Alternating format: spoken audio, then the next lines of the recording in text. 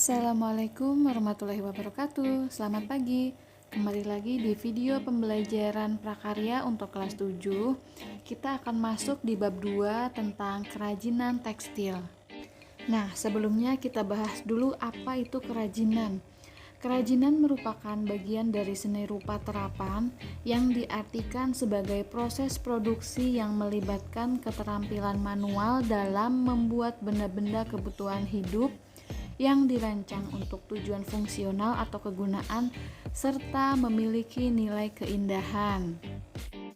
Nah, tujuan dari produk kerajinan tekstil itu juga bermacam-macam. Mari kita simak tujuan dari kerajinan tekstil. Yang pertama adalah fungsi penghias. Kerajinan yang dibuat semata-mata sebagai hiasan pada suatu benda atau sebagai pajangan suatu ruang dan tidak memiliki makna tertentu selain menghias. Contohnya hiasan dinding.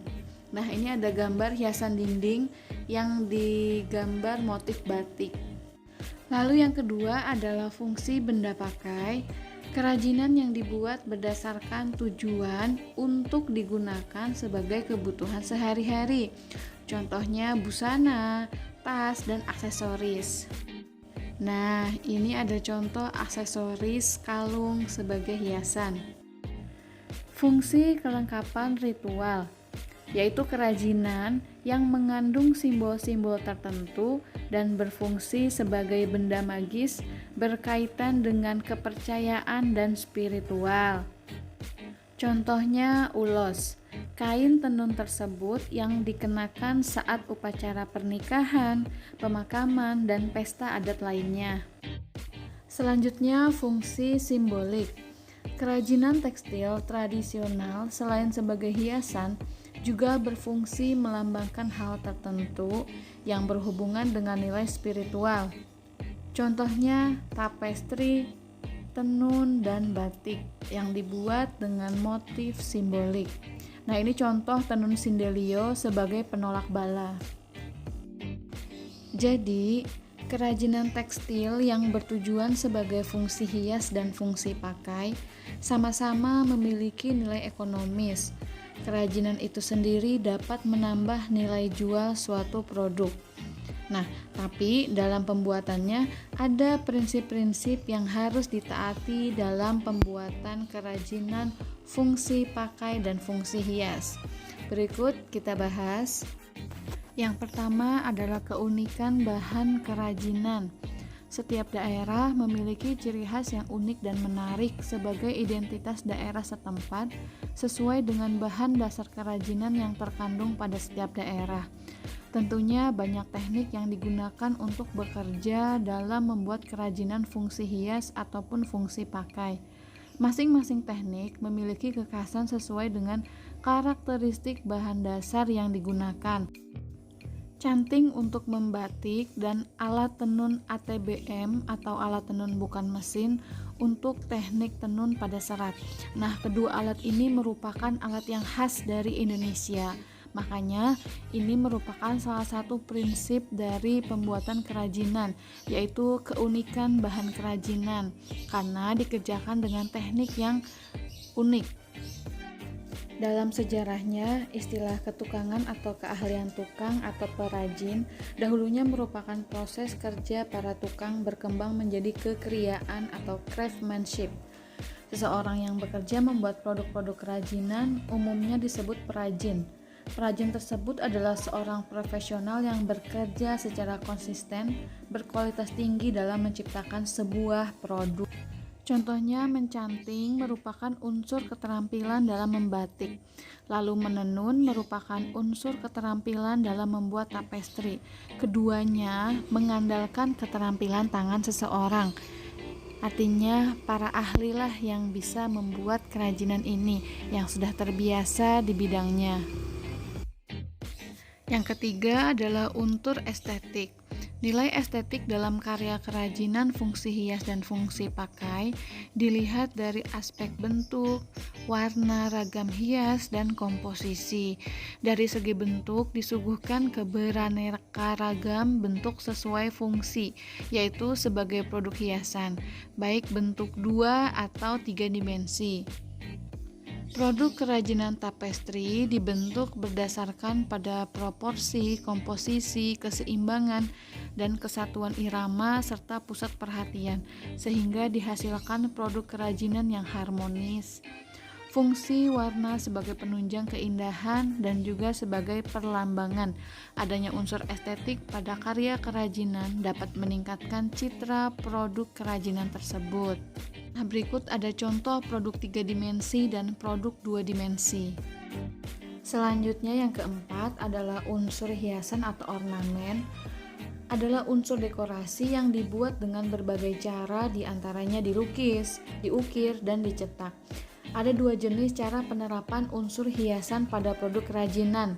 Yang pertama adalah hiasan pada permukaan produk, yaitu hiasan yang dibuat setelah produk kerajinan selesai dibuat. Lalu yang kedua, hiasan terstruktur, yaitu pembuatan hiasan dibentuk sejak awal kerajinan dibuat, sehingga menyatu dengan produk kerajinan itu sendiri. Berikut ini merupakan contoh ragam hias Indonesia. Ada ragam hias permukaan pada kain teknik sulam, jadi termasuk hiasan pada permukaan produk. Lalu ada juga ragam hias struktur, teknik rajut, jadi hiasan yang memang dibentuk sejak awal kerajinan dibuat, menyatu dengan produknya itu sendiri. Selanjutnya, jenis dan karakteristik kerajinan tekstil. Jenis rancangan sebuah kerajinan tekstil dapat diwujudkan dalam kesatuan bahan dan teknik. Sebelum menentukan sebuah kerajinan, kita harus mengetahui jenis dan karakteristik dari kerajinan tekstil. Rancangan dalam pembuatan kerajinan tekstil juga perlu diperhatikan, yaitu berupa cara menentukan susunan dari garis, bentuk, warna, dan tekstur. Dalam mendapatkan suatu produk kerajinan tekstil yang baik, memerlukan suatu perencanaan yang di dalamnya terdapat kesatuan antara bahan yang digunakan dengan fungsi serta jenis benda yang dibuat. Kerumitan dan pengerjaannya yaitu perpaduan yang seimbang. Terdapat dua macam teknik dalam pembuatan kerajinan tekstil, yaitu yang pertama adalah struktural teknik, adalah susunan garis, bentuk, warna, dan tekstur dari suatu kerajinan tekstil yang dibentuk dari bahan yang dijalin sesuai teknik pembuatannya. Misalnya, tas yang dibuat dengan teknik rajut. Yang kedua adalah dekoratif teknik, sentuhan atau perlakuan yang diberikan pada permukaan busana yang memberikan efek visual dan memperindah penampilan. Misalnya tas katun yang dijahit lalu diberi hiasan dengan sulam pita. Nah, contohnya seperti gambar berikut ini ya. Selanjutnya, proses produksi kerajinan tekstil. Kerajinan tekstil sebagai fungsi hias dibuat dengan tujuan sebagai berikut. Yang pertama, untuk memenuhi kebutuhan. Pengrajin telah mempertimbangkan tujuan dari pembuatan produk kerajinan tekstil fungsi hias, yaitu untuk penghias. Sementara produk kerajinan tekstil fungsi pakai digunakan sesuai kebutuhan. Contoh hiasan dinding, fashion, aksesoris, dan elemen estetis interior. Lalu fungsi yang kedua, kerajinan tekstil hasil pengembangan. Kerajinan tekstil dengan fungsi hias dapat pula dibuat dengan memodifikasi bahan dan teknik. Misalnya dengan memadupadankan bahan dasar yang berbeda tekstur atau teknik pembuatannya, namun pada akhirnya menjadi satu kesatuan produk. Selanjutnya, macam-macam proses produksi kerajinan tekstil. Ada 4 ya. Yang pertama, tapestri. Berikut contoh aneka hiasan tapestri dengan teknik tenun serat. Yang kedua adalah batik. Berikut contoh batik pedalaman motif teruntum dari Jawa Tengah dan batik pesisir dari Pekalongan. Selanjutnya yang ketiga adalah sulam. Berikut ada contoh sulam rajut pita, lalu sulam renda bangku, lalu sulam bayang, dan yang terakhir adalah sulam kepala peniti pada kerajinan tekstil. Dan yang terakhir adalah jahit aplikasi.